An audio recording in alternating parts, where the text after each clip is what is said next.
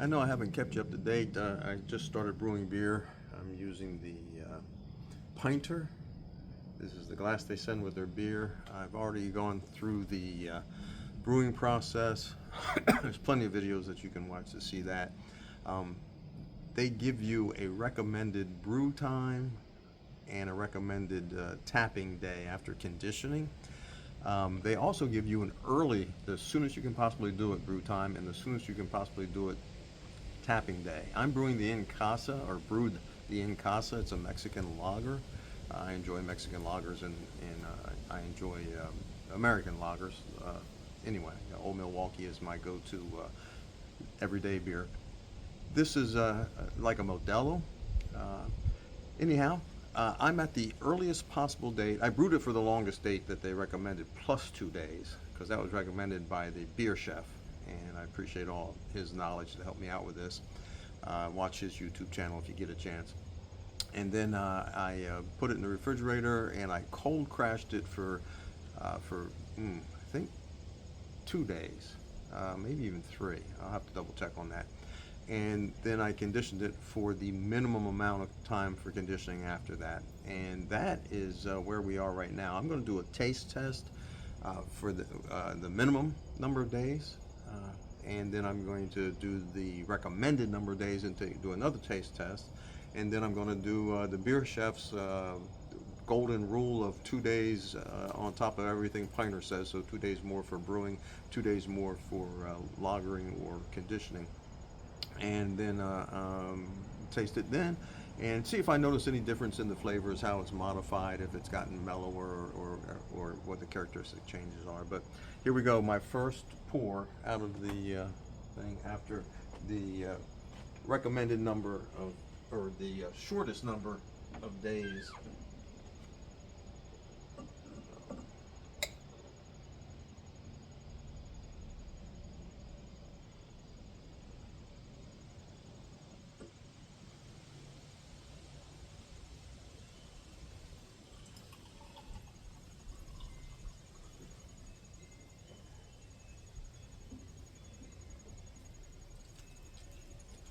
Okay, as you can see, it's got a decent head on it. It's a little bit cloudy, hazy, I guess I would say, not really cloudy. Again, this is the minimum number. There's quite a bit of bubbling going on in here, so it looks like it's gotten its CO2 put into the beer like it's supposed to. There's some nice lacing, as you can see, on the fairly nice. So this looks good. Now let me hold up a Modelo for you. Here's the Modelo. As you can see, the Modelo's clear as can be, crystal clear. I got the haziness here, but the color's not that far off on it. So I'm looking forward to a Mexican lager. Let me close this while it's still conditioned. I didn't open the spout when I did that.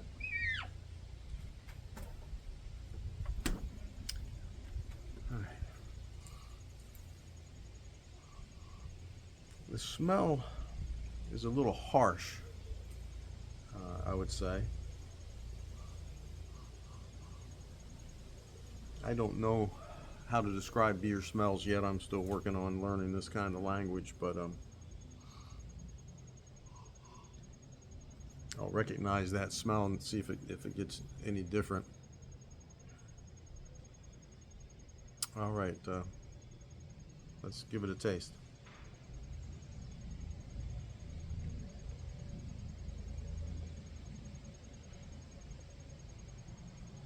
That's very good. That's very good.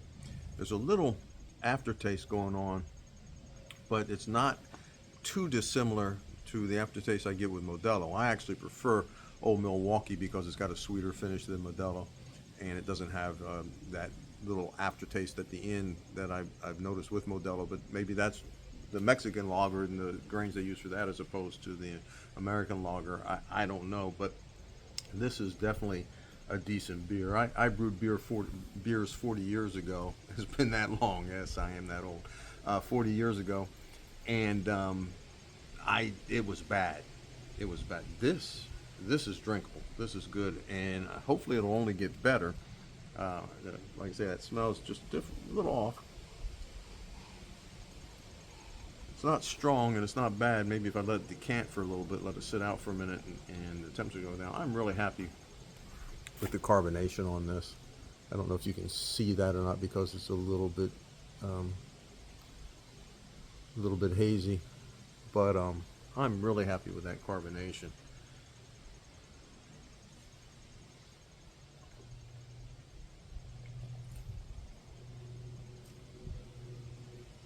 Just got a little light sweet flavor as you drink it, not real sweet, but I wouldn't call it crisp at this point.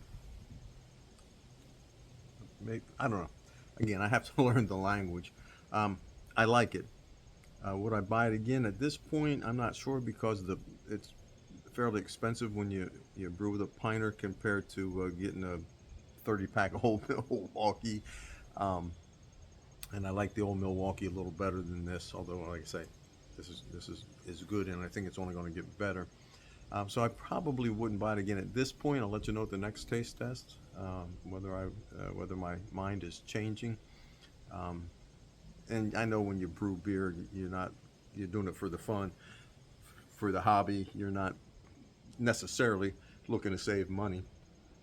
But I've got my eye on some all grain kits and some other things I want to try once I use up my presses from Pinter, which like the Russian Imperial Stout, which I enjoy one of those every now and again. Instead of spending $2 to $4 a bottle in a 4-pack at the store, I think I can make them for about $1.14 a bottle using the all grain recipes. So anyway, that's a future thing going on. I actually have a stout brewing right now and another pinter that's going in my brew box, and we'll see how that comes out. That's a fresh press. That's their dark matter, but we'll work on it. But anyway, thanks for watching. We'll see. And like I say, I don't know if I'm going to put this video up right away or if I'm going to wait for the next 2 taste tests and get to the actual tapping date, which is a few days down the road yet. And then put it all together and do one video with some editing. But we'll see. All right. Thanks so much. Okay, it's been 5 days since my last taste test on the En Casa Pinter brew. And that, if you remember, well, you know what? I'm probably fading right out of that into this. So you will remember, because you probably just heard it, that it was a little cidery, a little apple flavor sweet. Had a little bite at the end of it. Wasn't very impressed. It was drinkable, but not what I was looking for. So 5 days later, we are at instead of Pinter's minimum conditioning time, which that was, we're now a day after Pinter's recommended conditioning time, and so this would be their tap day. Now I'm going to go 2 more days for my official tap day, and I'll have another taste testing when I officially tap the beer. But I'm going to shoot the pour, and then we'll go from there.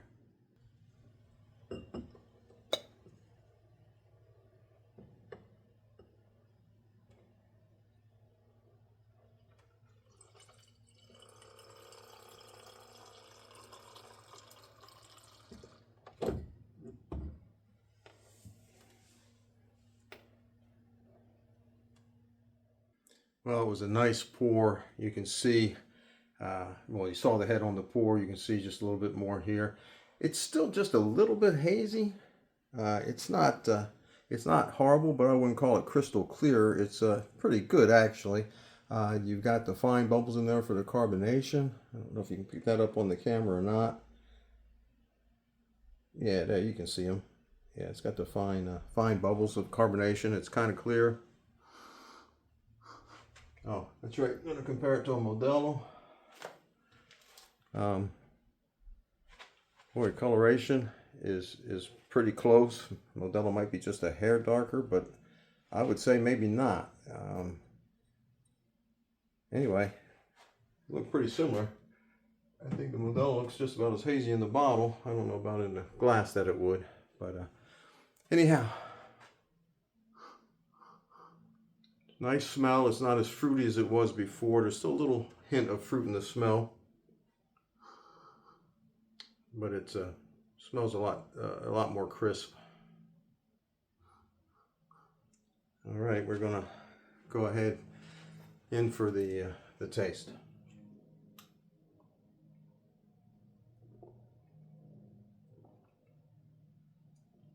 Oh, yeah, that's pretty nice. That's good.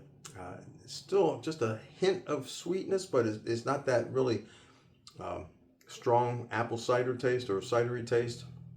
It's clean. It's definitely fresh. Just came out and just finished.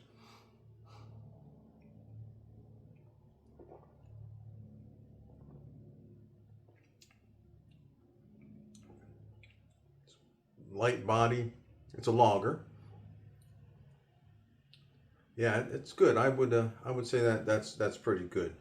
Gonna wait the 2 more days for the beer chef's 2-day above everything Pinter says rule of thumb, and see if I notice any difference at all after 2 more days. But I'm going to enjoy drinking these. I'm sure, and I think it was a good result.